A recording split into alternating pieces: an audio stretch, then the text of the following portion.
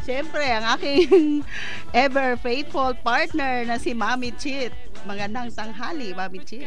Magandang hapon, Miss Lady M. At syempre, para po sa lahat ng ating mga nakikinig ng programang Waka para sa Batang Masa, isang magandang hapon po sa inyong lahat.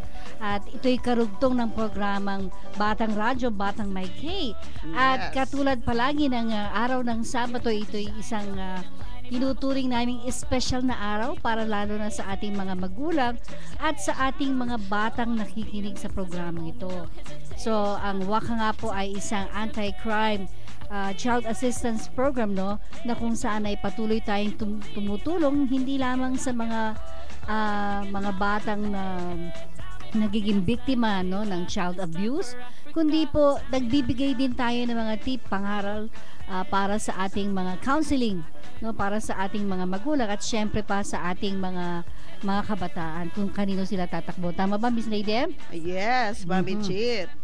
Ang ating talakayin ngayon ay tungkol sa how to prevent crime. Yeah, our office, the Worldwide Anti-Crime and Child Abuse Assistance Group, is collaborating to other agency to help prevent crime here in our country. Yes, at sabi nga po, ang pagsugpo ng krimen ay responsibilidad ng bawat isa. Tama ba, Miss Lady M? Yes. Yes, okay. Ang pagsumpo ng krimen ay responsibilidad ng bawat isa sa atin. Yes. Lahat ng mamamayan sa buong Pilipinas ay magtulungan at magkaisa para sugpuin ang mga kriminalidad sa ating bayan. So, lalo na kung hindi lamang sa loob ng bahay, sa iba pang lugar. Pati sa labas, lalo na sa labas kasi delikado. At sa hapong ito, kaya po nating sinabing espesyal ay meron po tayong guest. Hindi lamang po sila makarating ng Sabado sapagkat 24/7 ang kanilang serbisyo sa ating komunidad, no, all over the Philippines. At ang magpapakilala niyan syempre ang ating Miss Lady M, na kung saan ay tayo ay yung tama yung sinabi niya, meron tayong collaboration with other government agencies. Katulad po ng Department of Internal and Local Government. Apo. Yeah. Okay. In behalf of DILG, Sir Marcos B. Kabawatan Jr., Executive Director, Patrol 117 Commission. So, ang ating guest ngayon, Baya Ponpats, si Mr. Virgilio Santiago. Opo. DILG Supervisor. Siya po nag-supervise ngayon sa kung sino man ang tatawag sa ating Patrol 117. Yes, baka magtaka yung ating mga mamamayan, ano? Sapagkat baka ngayon lang nila ito na-enkwentro. So, itong Patrol 117 or Emergency 117. So, ating pong kakapanayim ngayong hapon si Mr. Virgilio Santiago, no? Isa po siyang supervisor na nakatuon dito sa tinatawag nating Patrol 117. So, nandiyan na ba siya sa linya? Okay, at sa ating pong linya, Mr. Santiago? Yes, Mama. Magandang hapon po. Yes, sir. Good afternoon po. Yeah, magandang hapon, Sir Virgilio Santiago. This is Miss Lady M. Ayan, Magandang okay. hapon, Mama Lady M, tsaka si Miss Tit. Soriano, sir. Magandang hapon po sa inyong dalawa. Opo, sir. Magandang hapon naman sa iyo, sir. At sa ating pag-umpisa, Ma'am Lady, Miss Lady M? Marami po kaming katanungan ngayon para sa iyo, sir. Meron po kasing kasabihan na prevention is better than cure. Tama po yan. Yeah. So, ano nga ba, Sir Santiago, yung tinatawag na Patrol 117? Salamat po, Mama. Para sa kalaman po ng lahat ng nakikinig sa inyong programa, ang Patrol 117 po ay isang opisyal na emergency access code ng buong bansa. Tumatanggap po ito ng mga tawag na nangangailangan ng agarang atensyon tulad ng sunog, tulong pang-medikal at mga sitwasyon na nangangailangan ng tulong ng pulisya. Okay, so nangangailangan ng tulong ng pulisya. Yeah. Okay. Sa lahat ng emergency sa ating bansa, Mami Opo, Chit. opo. Oo. Kahapon kausap ko si Sir Lito, sabi ko, Sir, anong klaseng emergency to? No, tinanong ko sa kanya, sabi niya, Chit, yung mga emergency na akala ng ibang tao ay hindi emergency. So, isa sa mga binigay niyang example halimbawa, nakagat ka ng aso. Oh, yes. Opo. Mhm. So, sa tingin mo, hindi siya emergency, pero kung walang doktor sa area, ay Ay, naku. pwede kang tumawag. Emergency yan, Mami Chit, kasi ang rabies ng aso, minutes lang pwede kang mapahamak. Ganun Or ba pwedeng yun? mapahamak ang isang tao, yes. Mhm. So, tanungin natin si Mr. Santiago, Sir, ano nga ba itong tinatawag nating emergency in nature? Katulad na pagkaroon ng isang call center, Mhm. kung saan lahat ng emergency calls ay pwede nyo itawag kahit saan at kahit anong oras. Mhm. Sinusubaybayan din ng 117 ang kausayan ng ahensyang tumutugon sa mga nangangailangan. Mhm. So, ang Patrol 117 ay isang emergency access code sa buong bansa. Yes, ma'am. Yan lang pong nag-iisa. Oo, katulad ng pinaliwanag nyo kanina, Sir, habang tayo nag-uusap, sabi mo nga sa pagtawag nila in any telecommunications company, Opo, opo. no, napakadaling tandaan ng number na ito. Dahil tatatlo lang po. Mhm. So, Sir, kahit na ano pong klase ng gamit nila, either cellphone, telephone, PLDT line, Yes po, yes po. Pwede po. Sa buong bansa po. buong bansa, Opo. kahit saan sila narong magsulok. Yes po. Aha. So, okay, Ma'am Lady M, baka may Ay, tanong pa. Mhm. Kasi nga po, Mami Chit, dito sa DILG Patrol 117, Mhm. tinatawag nilang People Action Team Responding Online. Mhm. So, ito'y ang mga ahensyang tumutugon sa 117 na ito ay ang Philippine National Police. Mhm. Kasi nga yung grupo natin nagbibigay assistance. So, pwede nating i-refer agad sa kanila through 117. So, marami na tayong matutulungan kasi tayong mamamayan, kailangan natin ang bawat isa sa atin na magtulungan para masugpo ang kriminalidad sa ating bayan or sa okay. ating mundo. Oho. Entire Philippines. Mhm. Mr. Santiago, no, kasi sabi nga nila, bakit nga ba naitatag itong Patrol 117? Ano ba ang layunin ng 117? Ang layunin nga nito, ma'am, para magkaroon lamang ng isang call center na lahat ng emergency calls ay pwede nang itawag dito sa amin. So, hindi na kailangan yung tumawag ka sa mga ibang agency natin na 7 yung numero na kadalasan hindi naman nakakabisado ng mga kababayan natin. So, ito ang layunin nito, magkaroon ng isang call center para lahat ng emergency pwedeng itawag rito sa amin. Katulad ng krimen, sunog, sakuna, medical assistance. So, isang tawag lang nila sa numerong yan. Mararespondihan kagad sila. Yes, maganda, Mami Chit, ang layunin ng 117.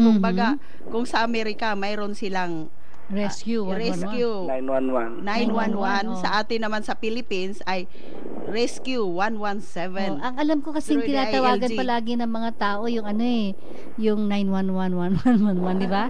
Pizza Hut yun. Ayan, ito 117 pero hindi delivery ng pagkain ang dinadalhin to, kundi delivery of service. Di po ba, Mr. Santiago? Yes, ma'am. Yes, ma'am. Oho. Ano pa po ang dapat malaman ng isang mamamayan natin tungkol dito sa tinatawag natin 117? Dapat lang po nilang tandaan, ma'am, na kahit saan sila, pag tumawag sila, so, yung tatlong numerong yan lang, so, hindi na nila kailangan pang ibig sabihin, yung pupunta pa ng kung saang istasyon na magre-responde sa kanila. Isang tawag lang nila dyan, darating na yung service sa kanila. Okay. Mhm. Yeah, kumbaga, Mami Chit, madaling ma-reach ang 117. Apo. Hindi gaya kung Anytime, maghanap ka man ng anywhere. anytime. Kumbaga, hindi ka mahihirapan na pag i-dial mo yung fire station, yung police department, busy pa. So, ang 117, i-dial mo lang yon, may tutugon agad yung sa office nila, Mr. Santiago, sa DILG. Opo, opo. Mhm. Yan. Okay. And yun nga po, kailan dapat tawagan ng 117, no?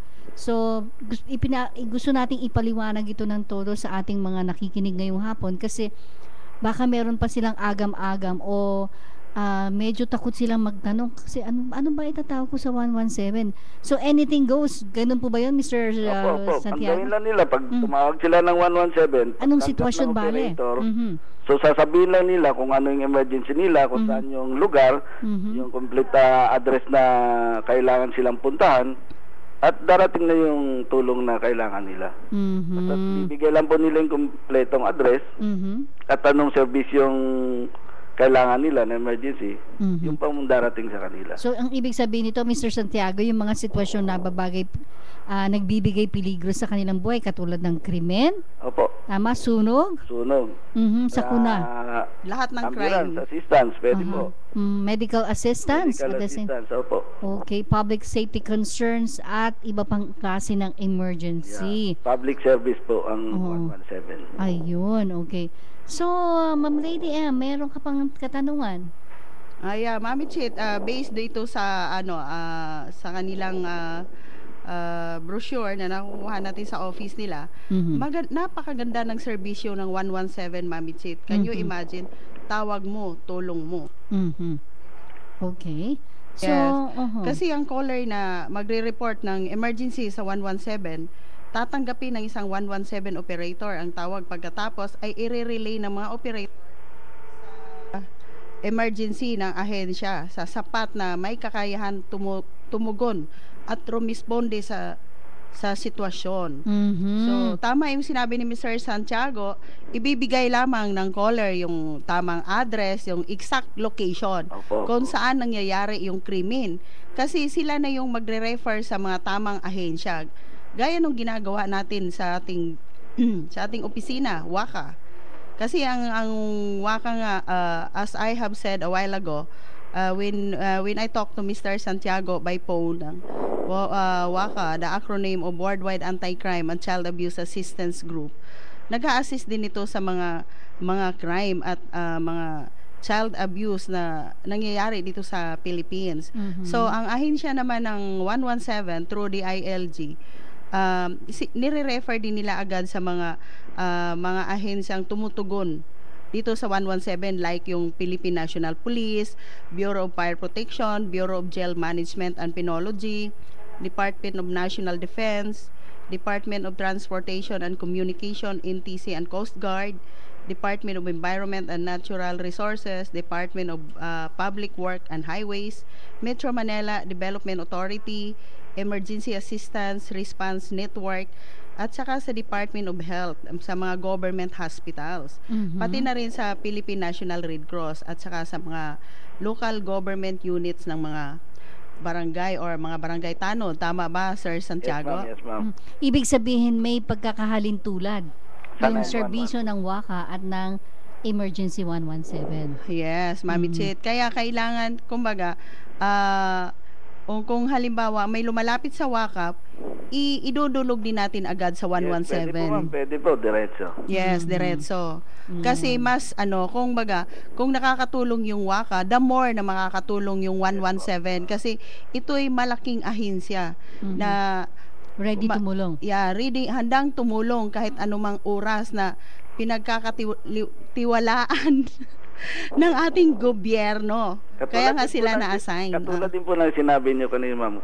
Kung wala, kailangan din namin yung tulong niyo. So yung tulong niyo sa media, talagang malaking bagay sa 117 yan. Kasi sa kasalukuyan ngayon, nagkakaroon kami ng mga advocacy sa mga schools para dito sa 117, about 117. So, sa pag-uusap natin ngayon, dahil nationwide din kayo, so, naabot na yung mga malalayong lugar na hindi pa namin inaabot sa aming advokasya.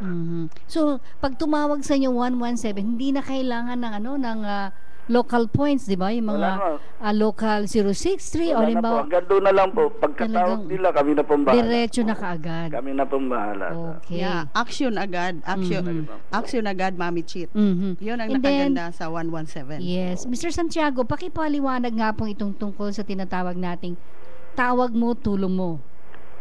Opo, ma'am. Yun na po yung katulad ng sinabi nyo na yung tawag nyo, maring kung hindi man sa inyo, tulong sa mga kamag-anak nyo kung Apo. sakali. So, isa po yung sa kinukuha namin yung katulad nung prank caller na tumatawag ng wala namang katotohanan. So, imbis na papasok yung tunay na emergency tawag, naharangan po nila. So, maring sa pagloloko nila ng tawag, hindi nila alam na yung tatawag na susunod, kamag-anak na pala nila. So, hindi kagad na-actionan dahil nga dun sa prank call na ginagawa nila. Ayun, okay. So, mas maganda po, no, para po sa ating lahat ng mga nakikinig, itong 117 is to purely address emergencies. Kaya kung balak ninyong manloko, tatawag kayo sa 117, medyo napuputol naman po yun, ano, na kumbaga na-check kagad yun, sir, para yung respond na kailangan nila, no, yung mga for emergency talaga ay tawag na nasa sala po ninyo. Hello? Parang nawala sa linya si Mr. Santiago. Paki-check nga, Miss Valerie, nawala siya sa line. Okay, ayan. So, Okay. nawala si si Sir Virgilio Santiago. Oh. Balikan natin si Mr. Virgilio Santiago of DILG, Quezon City. Para sa kaalaman, Nawala siya sa line eh. yes, para sa kaalaman ng buong Pilipinas, itong 9117, ang patrol 117, I'm sorry, ang patrol 117 ay hindi pwedeng biro-biroin lang kasi, 'di ba? Yeah, madaling i-dial kahit sa landline, kahit sa cellphone, tutugon agad ang 117. Anywhere you are. Yeah, anywhere In the in the Philippines. Philippines, yes. Kasi nga this is the only number na tumutugon agad for emergency. Kaya nga dito, Bamitsit, yung tinatanong mo kanina, tawag mo, tulong mo. Baka ikaw ang maging best caller of the year. Mayroon para silang gano'n ng Heroes of Patrol 117. Para sa karagdagang impormasyon, makipag-ugnayan sa Patrol 117. Ayan, okay. And then, mamaya sa pagbabalik ni Mr. Santiago, ay itatanong din natin, no? Kasi meron tayong tinatawag na Rescue 111, no? And other rescue operation group, no? Na kung saan ay tanungin natin siya, no? Ano nga ba ang pagkakaiba nito sa ibang emergency group assistance? Di ba, Miss Lady M? Yes, Mami Chit. Yung 911 na binabanggit mo, Mami Chit, sa ibang bansa yun. Yun nga, oo nga. Dito sa Philippines, Kasi mas madalas ang feature nila eh. Hindi masyadong na-feature kasi ang Patrol 117. Kaya nga po dapat tulungan natin na i-promote yung Patrol 117 para po nakakatulong tayo sa mamamayan sa buong Pilipinas. At itong number nito, kailangan may nakapost kayo sa inyong bahay. Yes, sa lahat, anywhere. Lalong-lalo na sa mga bata, importante to. Opo, halimbawang merong kaguluhan no, sa loob ng bahay ninyo, no, or sa inyong community at walang nagre-respond ng mga pulis sa area na nakita ninyo, immediately pwede kayong tumawag sa 117. Yes, Mami Chit. Unlike kasi sa ibang bansa, Mami Chit, pag tumawag ka ng sa emergency, ang mga tumatawag sinisingil sa serbisyo. Sa nakukuha nila sa mga responders. Okay, so nasa linya na si Mr. Santiago, no? Mr. Santiago? Yes, ma'am. Yes, ma'am. Yes, sir. Okay, naputol po kayo sa linya. Okay. Sir, meron po akong patuloy na itatanong, no, tungkol po dito sa 117. Ano nga ba ang pagkakaiba nito sa ibang emergency operating services? Ma'am, dito kasi sa atin sa Pilipinas, isa lang po ito, ma'am. So, meron lang po siguro yung katulad ng Marikina, meron sila, pero nasa loob lang po na Marikina yon, yung 161 ata nila. Tapos sa Davao City, meron po silang 911, pero within Davao City lang po. Hindi katulad nitong sa 117, isa nationwide po tayo. So, marami na pong pangyayaring natulungan tayo, katulad nung kung naalala nyo noon yung Super Ferry bombing yun. So ang tumawag noon nasa barko mismo, nasa cellphone niya. So tumawag lang siya ng 117 at napadala ng responde kagad ng Coast Guard. So marami pong buhay na nasagip. Yeah, in fact, yung sa case ni Ramjid sa 117 din tumawag. Opo, Tama, ma'am. sir ba? Opo. Yeah, oo. Marami silang natutulungan. Hayaan mo, Mr. Santiago, ipopromote namin ang Patrol 117 Maraming every salamat po, Saturday ma'am. sa Opo. programa namin. Mhm. Sa ganong paraan, makakatulong din kami sa pagsugpo sa mga kriminalidad na nangyayari sa buong Pilipinas. Salamat po ng marami. Okay. Isang last question na lang, Mr. Santiago, no? Itong tinatawag na meron tayong parang handling fee, no? Opo. Baka magtaka sila na meron tayong sinisingil na 5 pesos and 50 centavos Opo. sa bawat tawag. Para saan po ba ito, sir? Ito kasi ma'am, itong 550 is maliit na halaga lang ito ma'am, sa bawat tawag nila. Kasi itong 550 is kahit gaano man ito kahaba yung pag-uusap nyo, kung tumawag kayo sa amin, gaano kahaba, lalo na sa landline, is 550 lang po yan ma'am. Ito po yung mapupunta sa mga maintenance ng call centers natin, operational expenses, manpower, tsaka yung training ng mga operators po natin. Ayun, okay. So, maliit na bagay lang po yun. Tama po Ikumpara mo kayo po dyan, sa opo. na itutulong sa kanila. Ayan, okay. So, anyway, marami pong salamat, Mr. Santiago, sa inyo pong pagpapaunlak, no, para po mabigyan bahagi itong pagpalawak ng ating pagtulong sa ating mga kababayan. Okay, Miss Lady M, may sasabihin pa salamat din po, ma'am, sa inyo ka pa? dahil sa lawak na inyong programa. Opo. Malaki pong naitutulong sa amin yan para nga sa pag-promote nitong Patrolan 17 na hindi lang namin kaya ito kung wala din kayo sa media at lalo na sa mga responders natin at sa ating mga kababayan. Okay, salamat Mr. Virgilio Santiago on behalf of Sir Marcos Cabawatan Jr., Executive Director. Sir, gaya ng sinabi namin, tutulong po kami sa pag-promote ng Patrol 117 kasi po para po marami tayong kababayan na matulungan at masugpo na rin po yung mga kriminalidad na nangyayari sa buong Pilipinas. Kung hindi man masugpo lahat, mabawasan. Opo. Ma'am, maraming salamat din po. Magandang hapon po sa inyo. Okay. Salamat din, sir, at magandang hapon sa iyo. Okay. At sa ating mga natitira pang oras, Miss Lady M, alam kong yung ating mga patuloy na sumusuporta sa programa ay nais nating pasalamatan. At sa mga nakalinya mong events? Yes, Mami Chet. Bago yan, bago ko pasasalamatan yung mga tumutulong sa programa natin, Mami Chet, yung yung 117, napakaganda ng programa ng DILG. Kung makikita mo, can you imagine all over the Philippines, idadaya lang yung 117, yun, may maka-rescue na agad, may tutugon na agad sa pangangailangan ng mga tao na in case of emergency.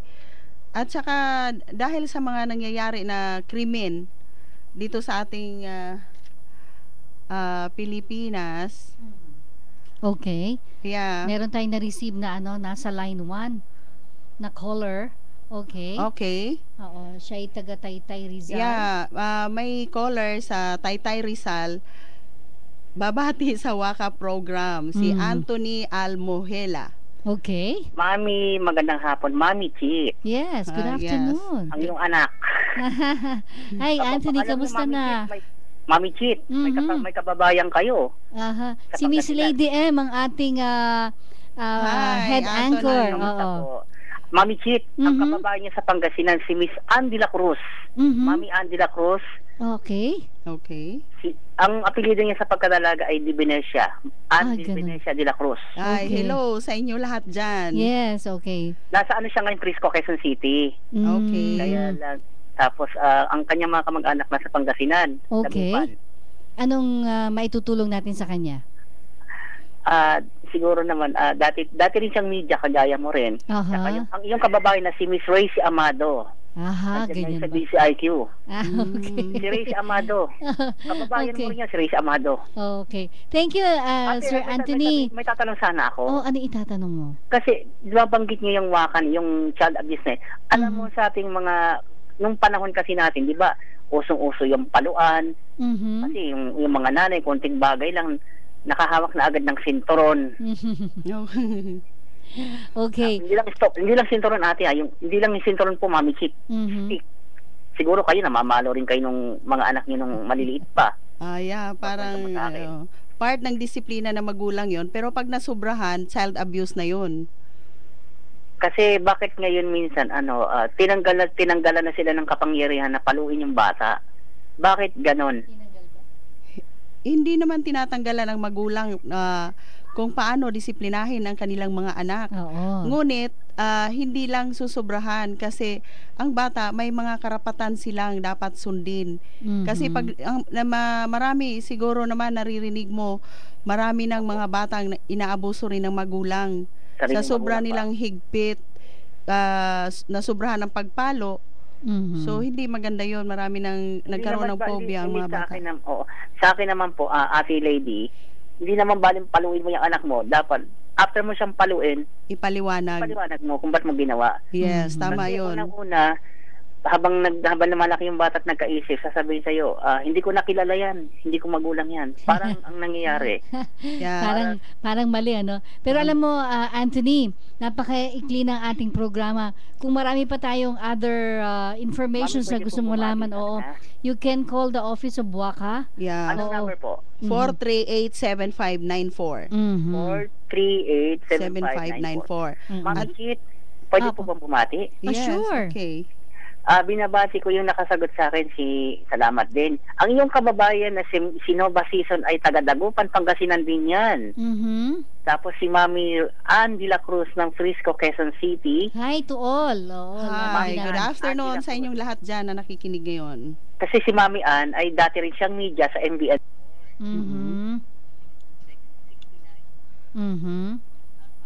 Di ba panggalato ka rin ng Mami Chit? Tama ka dyan. Saka ang iyong kababayan na si Miss. Okay. Oo, sige.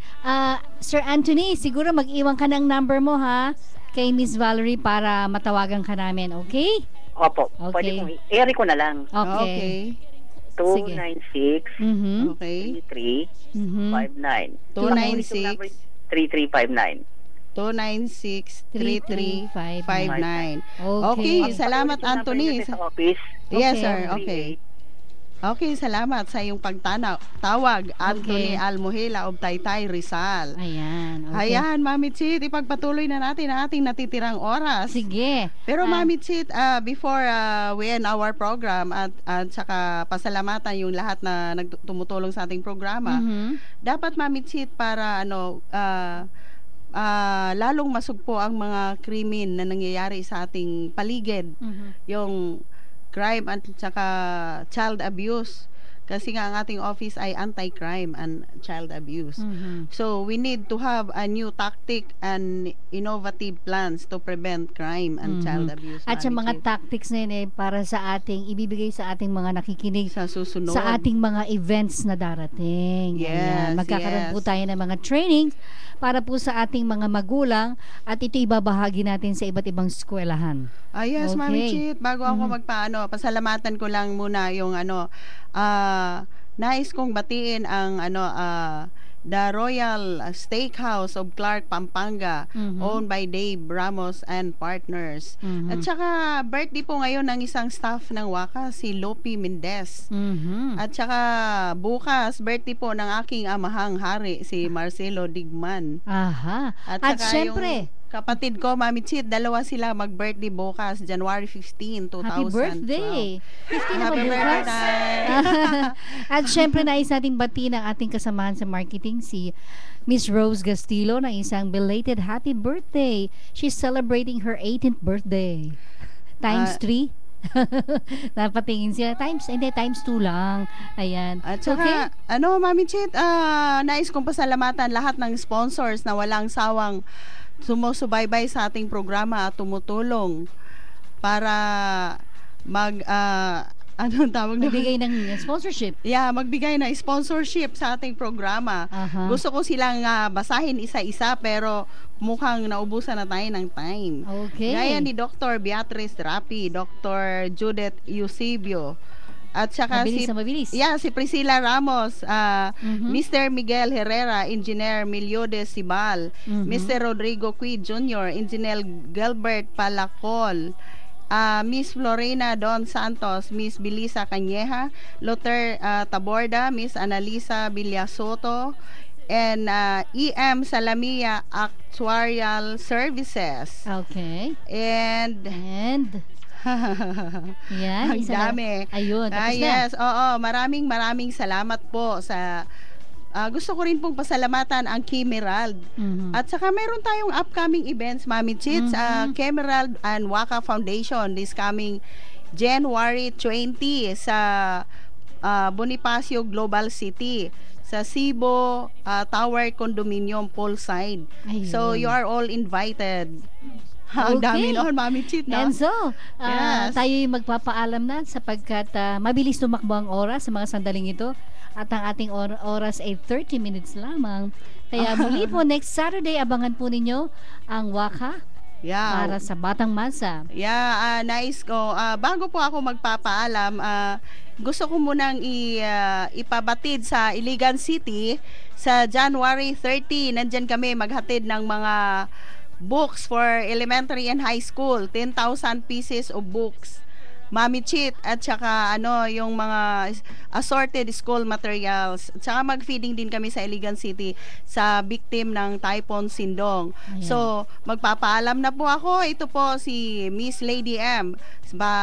Makikinig po muli kayo sa every Saturday, Batang Radio, Batang May K, Waka para sa Batang Masa, 3:30 to 4 p.m. in the afternoon, or pwede kayong manood through website, through internet, www.sunshinetvradio.com. Ito po muli si Miss Lady M nagsasabi sa inyo, magandang hapon at see you next Saturday. Happy weekend. Bye-bye. I love you. Bye-bye. It's time for Africa. Tango, tango, Sumainyo ang pambatang palatuntunang pangradyo. Batang Radyo, Batang May K. Maririnig tuwing Sabado alas 3 hanggang alas 4 ng hapon. Maraming salamat sa inyong pakikinig.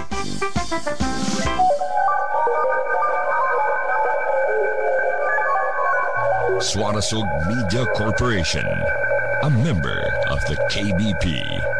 Kapisanan ng mga broadcaster ng Pilipinas.